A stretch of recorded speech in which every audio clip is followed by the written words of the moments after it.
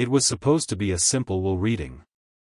A room full of heirs dressed in diamonds and silk, ready to divide the fortune of Charles Marlowe. But then she walked in. Selina Brooks. Old dress. Worn shoes. Faded cardigan. They laughed. They sneered. They humiliated her, convinced she was nothing but a poor intruder. But what they didn't know. She wasn't here to beg. She was here to take everything. Stay with us because the next 5 minutes will change everything you thought you knew about power, pride, and justice. The moment Selina Brooks stepped through the towering oak doors of the Marlowe Estate, she was dismissed without a second thought. Her dress, a worn gray cotton fabric hanging loosely against her slender frame, brushed lightly against the gleaming hardwood floors. Over it, she wore a faded navy cardigan, its sleeves slightly stretched, and on her feet, simple flat shoes scuffed at the edges from years of wear. Inside the grand hall, heirs adorned in designer suits and glittering gowns turned sharply to glance at her. Their gazes, sharp as ice-tipped arrows, barely hid their disdain. Behind tight-lipped smiles and murmured politeness, there was a clear verdict: she didn't belong. A man in a canary-yellow tie, Brandon Ellis, was the first to break the fragile layer of civility. Half laughing, half sneering, he quipped, "Who let the housekeeper in?" Near him, a young woman with striking platinum hair and crimson lips, Madison Carter, leaned over to whisper to her friend, her voice coated in sweet venom. "Probably some washed-up ex here to stir up drama," she hissed, casting a quick, mocking glance at Selina. Selina didn't flinch. She didn't respond. Standing quietly near the towering window, she simply tightened her grip on the strap of her faded canvas bag. She became a silhouette against the sunlight filtering through the tall glass panes, a silent observer in a room built on the illusion of bloodline and wealth. But what the Marlowes and their sycophants didn't know, couldn't even imagine, was that the woman they scorned was none other than the lawful wife of Charles Marlowe. And today, at this will reading, the truth wouldn't just ripple through this gilded room, it would shatter it. Selina's steps were nearly soundless as she crossed the marble floor, the soft hem of her dress swishing faintly. The grand chandelier overhead scattered bright light onto the jeweled necklaces, the custom-tailored suits, the crystal wine glasses perched in manicured hands, but not a single beam touched her brown eyes, deep and unreadable like ancient wells. Those in the room only saw the surface: the fraying cardigan, the modest shoes, the skin too dark for their taste. To them, Selina Brooks was a nobody. An intruder. An eyesore marring their carefully curated illusion of superiority. Standing by the fireplace, sipping from a crystal champagne flute, Connor Whitmore narrowed his eyes at her. His mouth curled into a condescending smirk. Beside him, his sister Olivia Whitmore, draped in a slinky red satin gown, gave Selina a long, disdainful look before turning back to Connor with a poisonous giggle. "Maybe she wandered in from the service and trance," she murmured. Across the room, Kayla Simmons, the TikTok-famous influencer, decked out in head-to-toe luxury labels, grinned wickedly. She swiftly lifted her iPhone, snapped a few stealthy photos of Selina, and turned to her giggling friend, Tasha Green. "Vintage tragedy," Kayla whispered, her manicured fingers flying across her phone screen to post the photo. "Looks like a rejected soap opera extra." The laughter that rippled through the hall was sharp, slicing through the thick, perfumed air like glass shards. But Selina kept walking, her stride steady, deliberate. She did not hurry. She did not lower her eyes. She simply gripped her bag tighter, letting the coarse murmurs wash over her like a passing storm. The Marlowe Estate that day, with its vaulted ceilings and walls lined with portraits of grim ancestors, felt like a museum of arrogance. The silk ties, the sparkling diamonds, the clinking of champagne glasses, all meant to project invincibility. And yet, standing amidst it all, Selina, with her faded attire and silent dignity, shone brighter than any chandelier overhead. Not that they could see it. They were too blinded by their assumptions. They didn't realize that the silence they mistook for weakness was the silence of a gathering tempest. Selina stood still, almost blending into the massive bay window behind her. The early spring breeze from the Michigan hills pushed softly against the glass, tousling a stray lock of hair across her forehead. She made no move to brush it away. Inside, the laughter and cruel smiles continued unabated.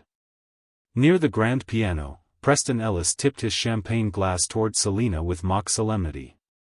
"Welcome to the charity case of the year," he said loudly enough for everyone to hear, prompting fresh snickers. Kayla Simmons, eyes bright with the glee of a predator sensing an easy kill, leaned into Tasha, whispering, 5 minutes and her photo's gonna go viral. Bet on it. Selina heard it all. The mocking laughter. The casual cruelty. The smugness of people who had never once doubted their place at the top. But still, she remained silent, unmoving, absorbing every word, every glance like drops of rain gathering into an unseen flood. No one in that glittering room of polished shoes and glittering earrings even asked who she was. They didn't care. Because, in their eyes, the only thing that mattered had already been decided the second she crossed that threshold: the color of her skin, the poverty suggested by her clothes, the way she refused to shrink beneath their disdain.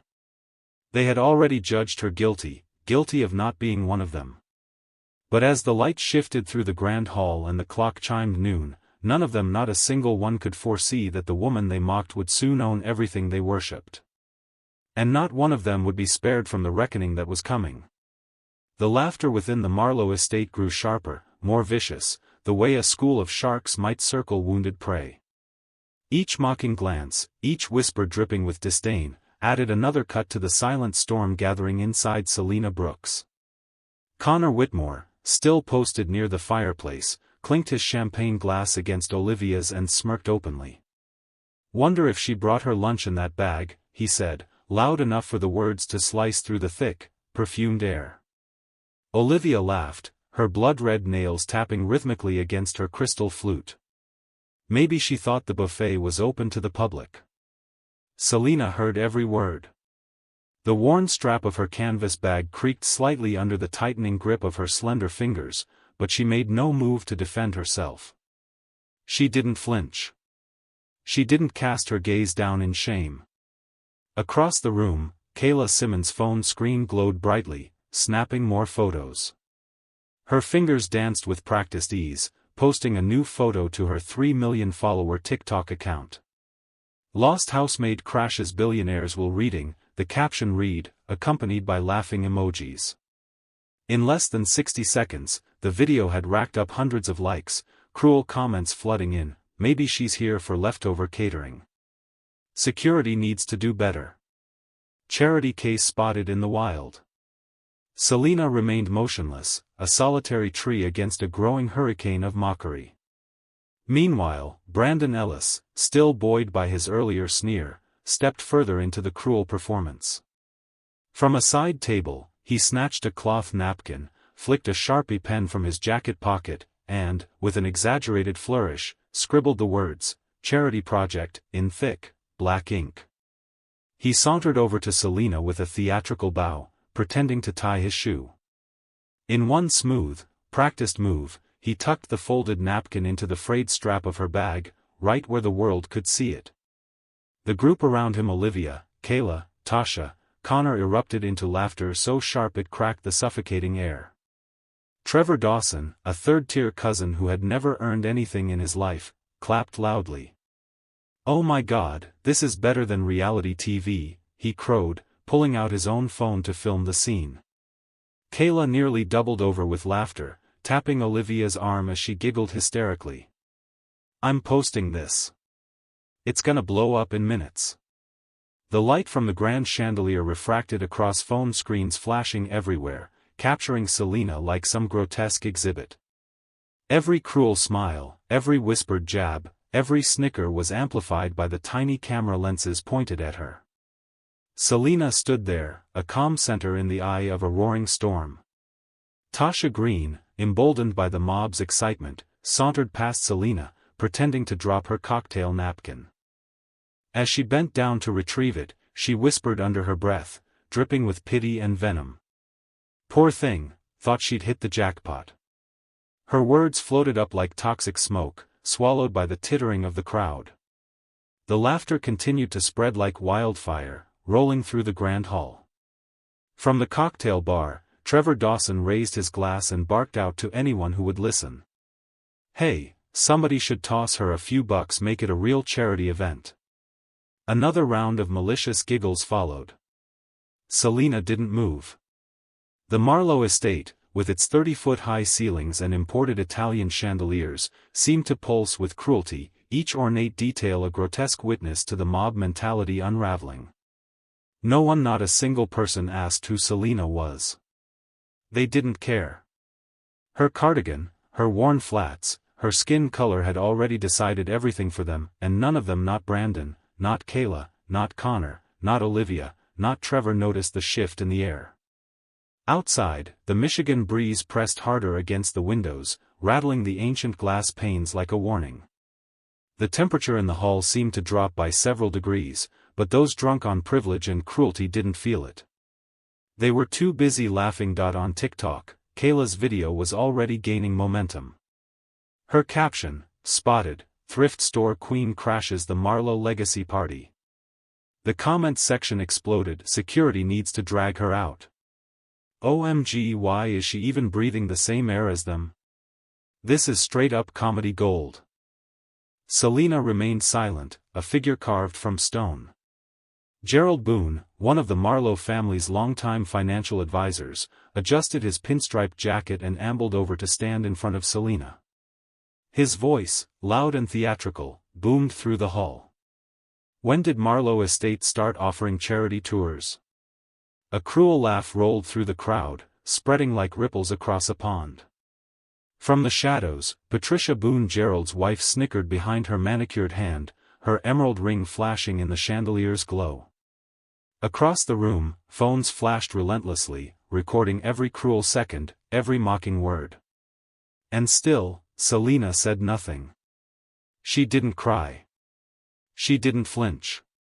She didn't even blink. Her deep brown eyes stared out the window toward the distant hills, where the wind blew free across the open land, untouched by the rot festering inside these gilded walls. They thought their laughter was power. They thought their cruel words were victory. They had no idea. Selina Brooks wasn't there to win their approval. She was there to judge them. And soon, very soon, the verdict would come.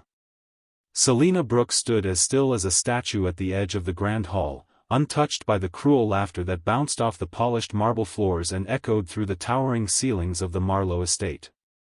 Around her, the room pulsed with mockery, each whispered insult another lash meant to tear at her spirit. The flashes from countless phone cameras turned her into a grotesque spectacle, capturing every unguarded moment as if she were a curiosity in a cruel exhibit. And yet Selina did not bend. She did not raise her hand to shield her face. She did not shrink back into the shadows.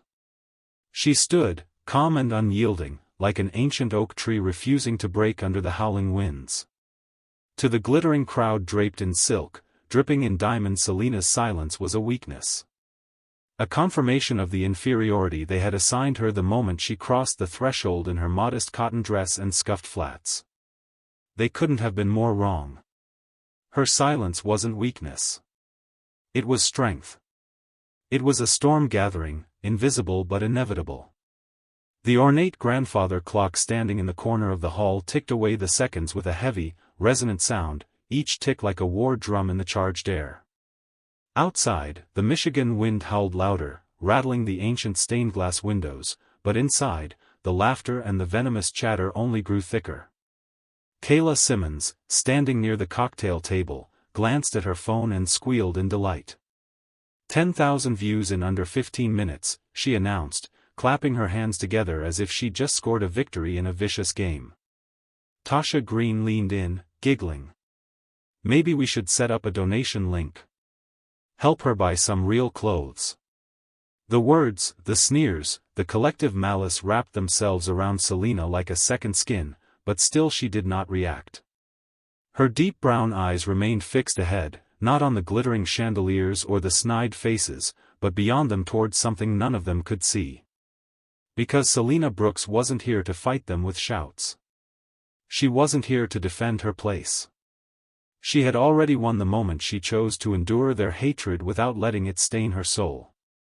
Across the hall, Brandon Ellis, emboldened by the growing cruelty, called out loudly, his voice slicing through the din. "Hey sweetheart, buffet's over there. Maybe they've got leftovers for charity cases." The room burst into laughter again, cruel and sharp as broken glass. Even the once dignified Patricia Boone, standing stiffly near the fireplace, allowed a smug smile to curl across her lips as she adjusted the heavy emerald brooch at her throat. Still Selina stood unmoving. Every cruel word, every photo snapped and shared with glee, every mocking caption, Selina absorbed it all like a sponge pulling in the poison around her. But she allowed none of it to reach the core of her being. Because Selina knew something they didn't. The louder they laughed, the more viciously they mocked, the deeper they dug their own graves. And soon, the soil they shoveled so eagerly with their words would be the same ground that buried their illusions forever. Near the grand piano, Trevor Dawson, his tie slightly askew from too much champagne, leaned over to Connor Whitmore and whispered. "Think she's mute or just too dumb to fight back?" Connor chuckled cruelly, swirling his drink. "Probably both." Their laughter, like that of jackals, filled the spaces between the ornate columns and echoed off the vaulted ceilings. No one noticed that the temperature in the room seemed to have dropped again. No one sensed the change in the air, the way it grew thicker, heavier, harder to breathe. Selina's silence had become a mirror, reflecting back every ounce of ugliness that oozed from their souls. Each step they took deeper into cruelty, each giggle they couldn't contain, each message they posted online, only revealed them further, not to Selina, for she had seen through them from the beginning, but to themselves, to the world, and soon, to the law. The chandelier above the hall swung slightly on its chain, though there was no real wind inside.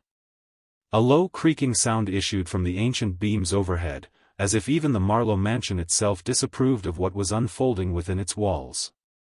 Still Selina remained. She did not strike back. She did not weep. She did not give them the satisfaction of seeing her broken. Instead, she waited. With the patience of mountains. With the certainty of an approaching storm. And though they couldn't hear it yet, the first rumble of thunder had already begun to stir beneath their feet. Across the room, Kayla posted another TikTok clip, this time a slow zoom-in on Selina's weathered cardigan and fraying shoes, overlaying it with sarcastic text. "When you crash a billionaire's party dressed like a Goodwill clearance sale."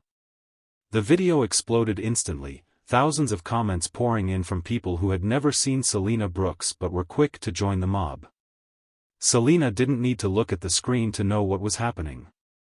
She didn't need to read a single comment to understand the cruelty of a crowd drunk on its own self-importance. She had lived it. She had survived it. And this time she would not be the one left broken. The cruelty filling the Marlowe estate was not a testament to Selina's weakness. It was the clearest proof of their own corruption. Selina Brooks was not alone. Justice, silent, patient, implacable, stood with her.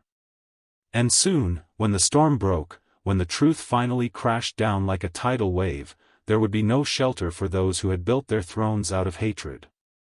For now, Selina waited. Silent. Steadfast. Unbreakable. The real storm was almost here. And it bore her name.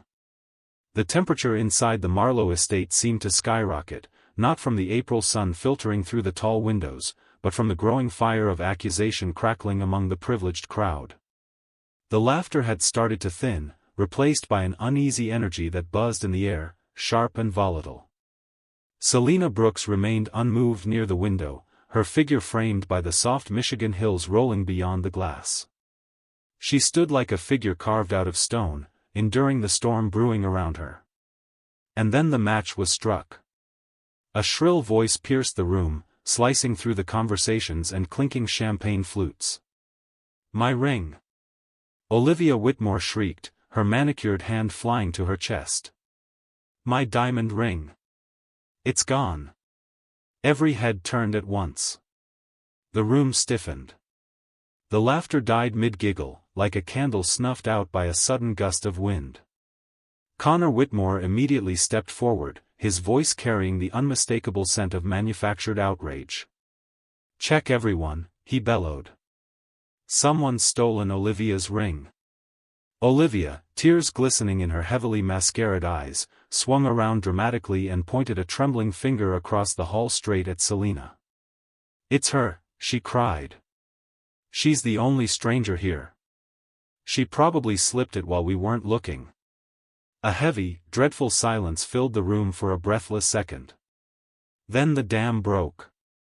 "Search her bag," Brandon Ellis shouted, his voice echoing against the vaulted ceilings.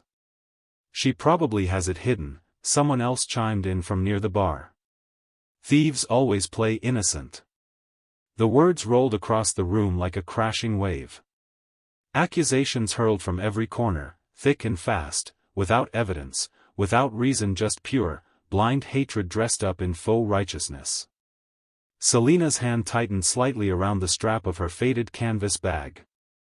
She made no move to defend herself, no panicked protest, no tearful denial. She simply stood there. Silent. Still. Unbowed. That only seemed to incense the mob further. Empty the bag. Throw her out. Call security.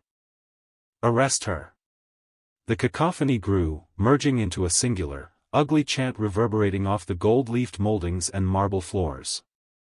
Trevor Dawson, his face flushed with champagne and adrenaline, stumbled forward with a sneer. "I say we check her right here, right now. If she's innocent, she's got nothing to hide." He made a move toward Selina's bag, but the sight of her still, tall, and utterly fearless made him falter for half a second. Only a half. Near the cocktail bar, Kayla Simmons had already lifted her phone again, ready to live-stream the reveal to her rabid followers. Her screen flashed bright blue as the app opened, her fingers trembling with anticipation. "This will go viral," she thought greedily. "Billionaire's party crash exposed as a thief." In the far corner, Patricia Boone exchanged a look with her husband Gerald, a slight smirk twitching at the corner of her lips. "It's always the quiet ones," she said under her breath, loud enough for nearby guests to hear and nod in grim satisfaction. Selina remained motionless, her eyes never leaving the horizon beyond the window. She was the eye of the storm. They were the raging winds, tearing apart their own dignity. Brandon Ellis edged closer again, emboldened by the growing cries. "Come on," he snarled, "if you're innocent, you won't mind showing us, right?" A few others jeered in agreement. From across the room, Tasha Green's shrill voice cut through, "Otherwise, get her out of here. She doesn't belong." The call was taken up almost immediately. "Get her out. Throw her out. She's a liar and a thief." Phones pointed at Selina like weapons. Comments from Kayla's live stream poured in, "Search her now. Bet she has a whole bag of stolen jewelry. Marlowe Estate needs better security ASAP." The ugly chorus grew louder, stronger, more frenzied, fueled by years of entitlement and a single moment of fabricated outrage. Selina's bag, worn, faded, humble, suddenly became the symbol of everything they despised and feared. Without waiting for permission, Trevor lunged forward again, his hand inches from the strap. And that was when a voice like steel cut through the chaos. "Enough." It wasn't shouted. It wasn't screamed. It was spoken with such chilling authority that every sound in the room died instantly. Every phone froze mid-recording. Every arm dropped to its side. Arthur Grayson, the estate's longtime legal counsel, stood at the entrance to the hall, his aged but imposing figure framed by the heavy oak doorway. His silver hair gleamed under the chandelier light, and his sharp gaze pinned the room to stillness. He raised his hand, palm outward, as if physically halting the mob's momentum. "This," he said, voice low but resonant, "is a legal reading of the will. Any disruptive behavior will be recorded, prosecuted, and remembered. The threat, though calmly delivered, hung in the air like a guillotine. The bloodlust evaporated in an instant, replaced by an uncomfortable silence thick enough to choke. Trevor staggered backward. Kayla lowered her phone. Brandon swallowed hard. Olivia wiped at her tear-streaked cheeks, suddenly uncertain. Selina Brooks remained exactly where she had been all along. Standing. Unmoved. Unbroken. And as the crowd reluctantly pulled away, their eyes filled not just with lingering hatred but with the first flickers of unease, Selina quietly adjusted the strap of her bag across her shoulder. The storm had not yet broken, but the thunder was getting louder. The once grand Marlowe Estate, filled with opulence and arrogance, now held its collective breath. Arthur Grayson, the estate's senior legal counsel, moved with deliberate precision toward the long mahogany table at the center of the hall. His black leather briefcase thudded softly as he placed it atop the polished surface, a sound that echoed like a drumbeat in the suffocating silence. Selina Brooks remained standing at the edge of the room, her calm gaze watching every movement, every tremor of suppressed greed rippling through the gathered heirs. Arthur adjusted his glasses, his expression unreadable. The room, moments ago a cacophony of accusation and cruelty, had collapsed into a graveyard of unspoken fear and boiling resentment. He removed a thick envelope from the briefcase, sealed with a dark red wax bearing the Marlowe family crest, a raven clutching a sword. "I hold here," Arthur began, his voice cutting cleanly through the tense air, "the last will and testament of Mr. Charles Edward Marlowe." The name Charles Edward Marlowe seemed to hang in the air, a solemn reminder of the man whose wealth and legacy these vultures had been circling like predators waiting for their moment to feed. The heirs Brandon Ellis, Kayla Simmons, Connor and Olivia Whitmore, Trevor Dawson, Patricia and Gerald Boone shifted in place, eager and yet uneasy, their greed clashing with a gnawing sense of impending doom they could neither see nor escape. Arthur Grayson took a silver letter opener, slicing through the wax with a slow, almost reverent motion. The faint tearing of paper sounded louder than thunder in the still room. Selina stood motionless, but her fingers flexed ever so slightly at the strap of her bag. Her heart beat steadily, not with fear, but with anticipation. The envelope opened. Arthur withdrew a sheaf of heavy cream-colored paper, each sheet meticulously handwritten by Charles Marlowe himself. Arthur cleared his throat once, a dry sound in the cavernous hall. "According to the will," he said, "executed on March 14, 3 years prior, witnessed and notarized by the firm of Grayson and Barnes, and reaffirmed in Mr. Marlowe's final testament 6 months before his passing." A collective lean forward from the assembled heirs. Arthur continued, "I, Charles Edward Marlowe, leave none of my assets, properties, holdings, or financial interests to any member of my immediate or extended family present here today." Silence. Real, bone-deep, paralyzing silence. It was as if the very walls of the Marlowe estate had gasped in shock. Not a breath was drawn. Not a shoe scuffed the floor. For a heartbeat, the only sound was the faint creak of the chandelier swaying slightly overhead. Faces blanched. Glances flicked from one another, desperate, disbelieving, searching for confirmation that they had misheard. Brandon Ellis stumbled a step backward, blinking rapidly. Olivia Whitmore clutched at Connor's arm as if she might collapse. Kayla Simmons dropped her phone, the device landing with a loud crack against the marble tiles. Patricia Boone's lips moved in silent denial, but no words came out. Arthur, unmoved, pressed forward mercilessly. "All personal wealth, company shares, estates, intellectual properties, and any future earnings from the Marlowe enterprises," he said, reading directly from the will, "shall be transferred to my legal wife and the sole person I trust implicitly, Selina Brooks Marlowe." It was as if a bomb had detonated in the room. The crowd recoiled, staggered, mouths agape, eyes wide with horror. Selina remained exactly where she was. Still. Silent. Steadfast. The room, so recently filled with laughter and cruelty at her expense, now buzzed with an undercurrent of raw panic. Trevor Dawson let out a choked sound, half sob, half scream. Gerald Boone shook his head violently. "This can't be right," he muttered, his voice trembling. "This must be a mistake. Some forgery." But Arthur Grayson was ready. He lifted a small black folder from his briefcase and flipped it open. "In accordance with Michigan state law," he said firmly, "we have in our possession a certified copy of Mr. Marlowe's marriage certificate, dated 7 years ago. Witnessed and authenticated." He held the certificate aloft. Selina's and Charles's names, written clearly in bold ink, stared back at them. Arthur continued without mercy, pulling out another document. "Additionally, here are photographs from their wedding, authenticated by 2 independent forensic analysts. The original negatives have been preserved."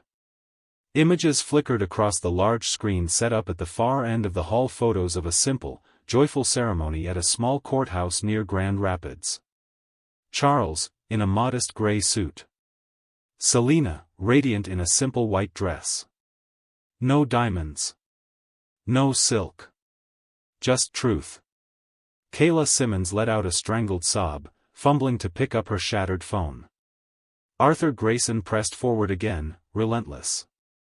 "Also in evidence," he said, "are personal letters, handwritten by Mr. Marlowe over the course of their marriage, detailing his love, his trust, and his explicit wish to keep Selina safe from the vultures he sadly expected would emerge upon his passing." He dropped a heavy bundle of letters onto the table, the papers fluttering slightly from the impact.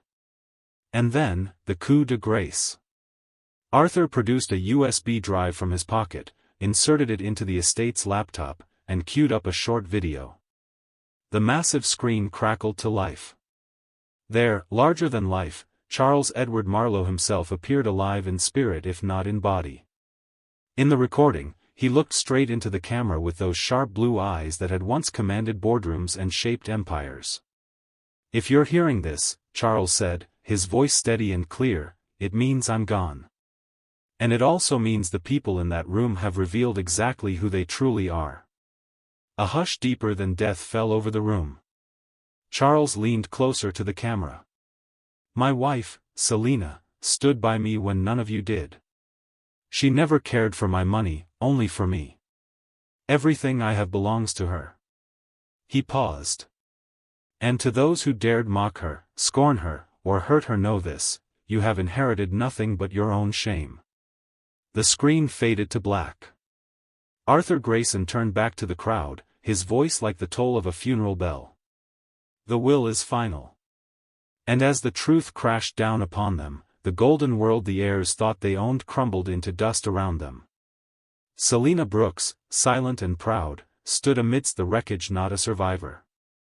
A victor. The finality of Arthur Grayson's words hung in the air like smoke from a battlefield. No one moved. No one spoke. The descendants of the Marlowe dynasty, the so-called future kings and queens of the estate, stood frozen, their fine clothing and polished shoes suddenly offering no armor against the brutal truth that had gutted them. Selina Brooks remained near the window, her head high, her expression unreadable. Arthur Grayson, calm as a man tolling the last bell of a sinking ship, reached for another document from his leather case. The pages in his hands were crisp, stamped with the Marlowe family seal, documents none of them had expected to see. "In addition to the allocation of assets," Arthur said, his voice sharp as a scalpel, "Mr. Charles Marlowe appended specific instructions. Instructions that none of them would escape." Brandon Ellis, still visibly reeling, shifted uneasily, glancing toward Kayla Simmons and Olivia Whitmore. Their eyes darted around the room like trapped animals searching for an exit. Arthur raised the first sheet of paper. "Mr. Marlowe has disinherited the following individuals," he announced, his tone flat and unforgiving, removing them not only from any claim to financial inheritance but from all honorary rights associated with the Marlowe name and foundation. He paused for a beat long enough for the tension to grow unbearable. Brandon Ellis. The first name dropped like a guillotine blade. Brandon's face twisted in disbelief. "No," he gasped. "This isn't right. I'm family." But Arthur didn't even glance at him. He simply continued. Kayla Simmons. A strangled sob broke from Kayla's throat. Her hands fumbled at her shattered phone, as if trying to broadcast her horror to a world that no longer cared. Trevor Dawson. Trevor staggered, bumping into the cocktail table behind him, his drink spilling unnoticed onto the floor. Olivia Whitmore. Connor Whitmore.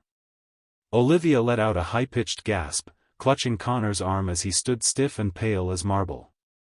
Gerald Boone. Patricia Boone.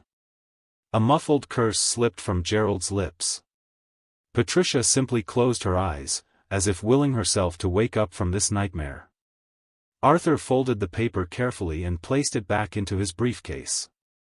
Effective immediately, he said, the named individuals are stripped of any and all access to Marlowe Estate properties, financial accounts, trust funds, corporate interests, and charitable associations. The room erupted not into shouting but into a low, keening murmur of devastation. It was a sound more terrible than screams. The heirs know, the former heirs stood stripped bare, not by Selina's words or even Arthur's judgment, but by their own actions, recorded in full-color cruelty for the world to see. Selina remained silent. She needed no victory speech. Their disgrace was eloquent enough. Near the entrance, security staff in navy jackets emblazoned with the Marlowe crest stepped into the room, silent and ready. Arthur gave a small nod, and the guards moved with swift efficiency. Brandon Ellis was the first to be approached. His voice rose in desperate protest, hands flailing. "You can't do this. I'm a Marlowe by blood." The guards remained stone-faced, escorting him firmly toward the side exit. Kayla Simmons crumpled into herself, covering her face with trembling hands as two guards flanked her.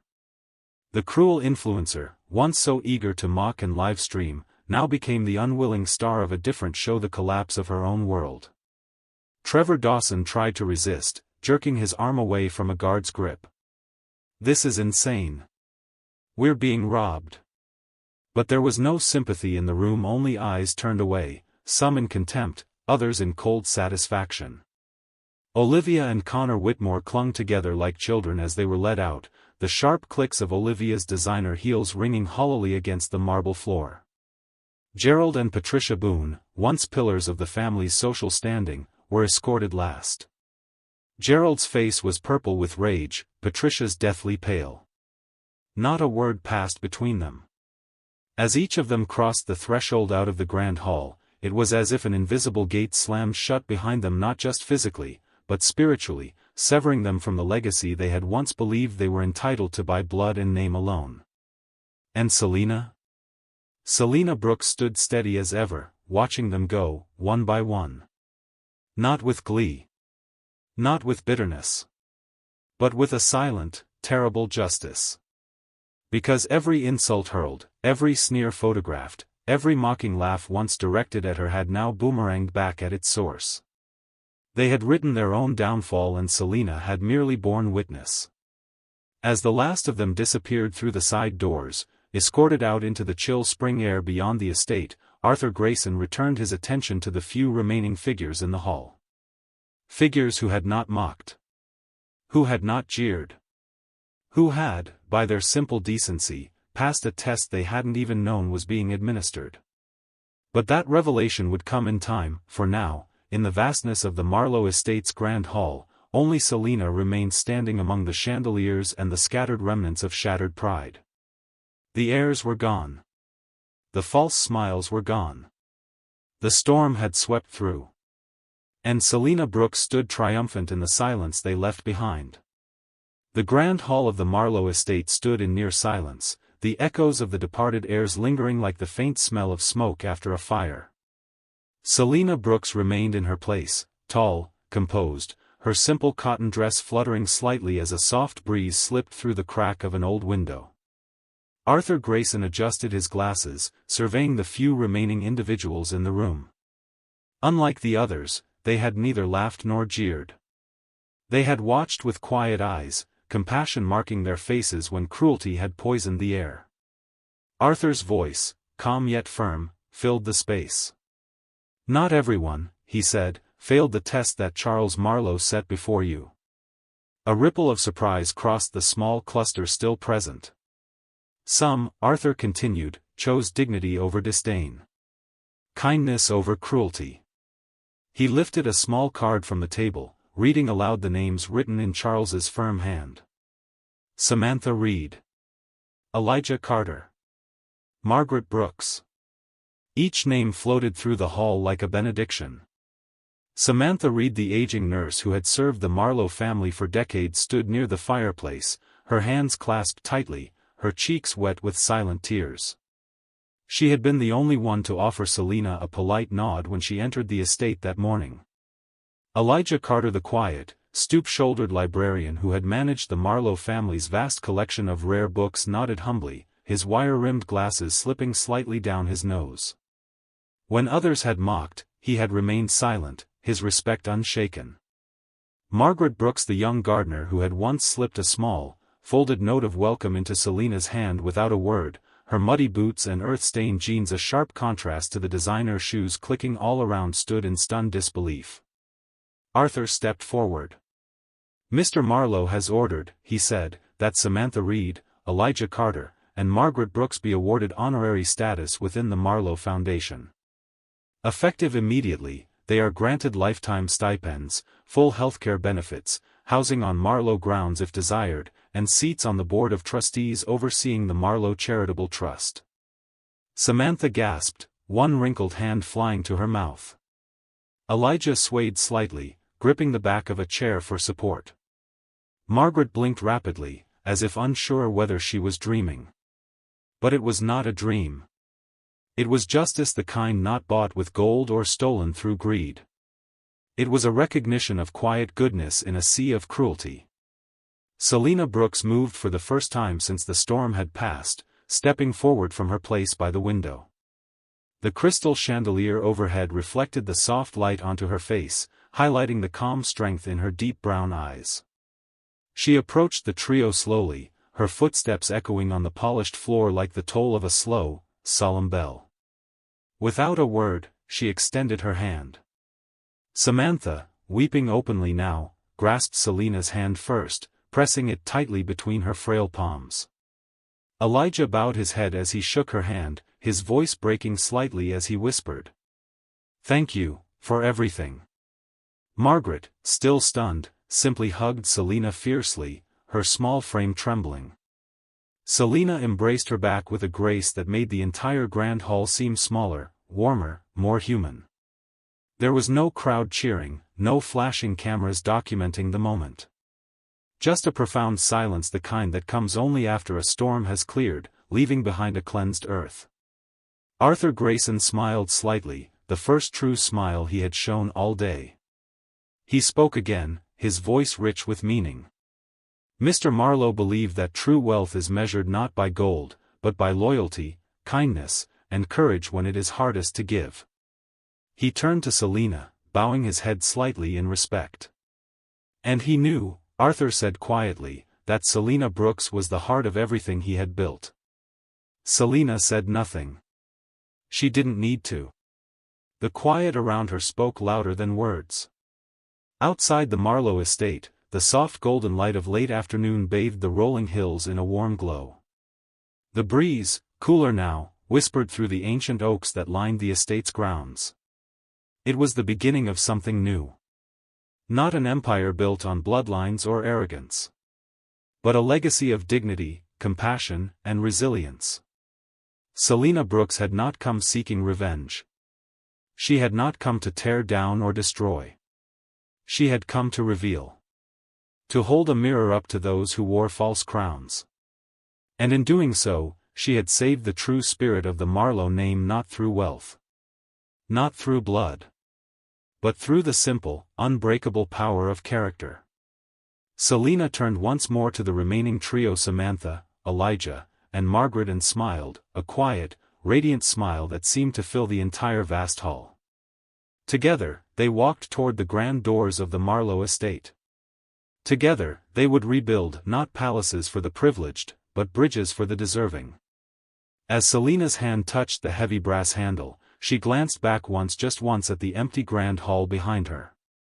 Not with regret, but with the serene certainty of someone who had faced the storm, stood against it and emerged shining brighter than any jewel ever housed in the Marlowe vaults. And then she stepped forward, into the waiting sunlight. The future was hers, the future was theirs. And it was only just beginning. The heavy oak doors of the Marlowe estate creaked open, releasing Selina Brooks and the small group who remained into the fading light of late afternoon. The breeze was cooler now, tinged with the scent of fresh rain carried on the Michigan hills beyond the estate. Selina stepped outside, feeling the sunlight catch on her skin, warming her through the thin cotton of her dress. The grand estate, once a monument to cold wealth and colder hearts, loomed behind her like a relic of a forgotten age. Before her, the horizon stretched wide and open, a canvas waiting to be painted anew. Samantha Reed wiped tears from her cheeks as she looked around, blinking against the golden light. Margaret Brooks grinned through her awe, the weight of the moment settling around her like a soft blanket. Elijah Carter simply closed his eyes for a moment, breathing in the crisp air like a man who had been holding his breath for too long. But Selina's gaze was drawn forward, not toward the hills, but to a figure standing a few yards away, framed by the setting sun. Her heart caught for just a moment, a single beat suspended in time. He stood tall, his dark hair now peppered with gray at the temples, dressed in a simple navy suit worn at the cuffs. His shoes were scuffed, his shoulders slightly more weathered, but his eyes still burned with the same steady, unwavering light. Charles Edward Marlowe. Alive. Real. Not just a face frozen on a video screen. He had been hidden for months, protected in secrecy while final preparations were made to expose the truth. Now, as the vultures had been scattered and the estate reclaimed, he returned not with pomp, not with grand declarations but with simple, unbreakable presence. Selina's breath hitched. For a moment, she couldn't move. And then, she did. She stepped forward slowly, her worn shoes crunching softly against the gravel path. Each step closed the distance between them, until she was just a breath away. For a heartbeat, they simply stood there, facing each other. Charles reached out first, his hand trembling slightly not from fear, but from the overwhelming swell of emotion. Selina lifted her hand, slipping her fingers into his without hesitation. Their palms pressed together, warm and steady. No words passed between them, none were needed. The sun dipped lower behind the hills, casting long shadows across the estate grounds, bathing them in a soft, amber glow.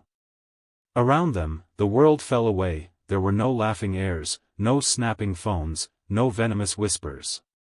Only Selina and Charles, two souls battered but unbroken, standing at the threshold of a new life. Finally, Charles spoke, his voice rough from emotion. "We did it," he said simply. "You did it." Selina's smile bloomed slowly, the first true smile she had allowed herself all day. "We did it," she echoed, her voice firm, clear. Charles squeezed her hand gently. "I'm sorry I couldn't be there for you through the worst of it," he murmured. "I watched, and it tore me apart." Selina shook her head, her eyes glistening. "You were there," she said softly. "In every step I took. In every time I refused to bow." He pulled her closer then, folding her into his arms. She rested her forehead against his chest, listening to the steady beat of his heart, a sound more precious than all the gold that had once glittered inside the Marlowe vaults. Behind them, Samantha, Elijah, and Margaret stood respectfully back, their faces shining with quiet happiness.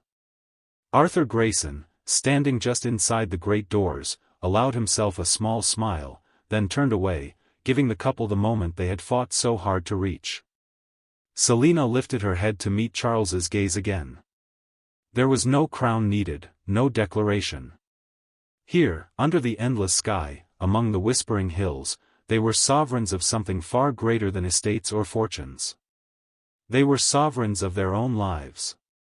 Charles brushed a stray curl from Selina's forehead, his thumb lingering for just a moment.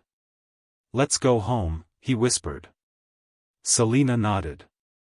Together, hand in hand, they turned away from the Marlowe Estate, the battlefield of old wounds and broken dreams, and stepped forward, their shadows stretching long and steady toward the sunlit hills. Their future wasn't paved with marble.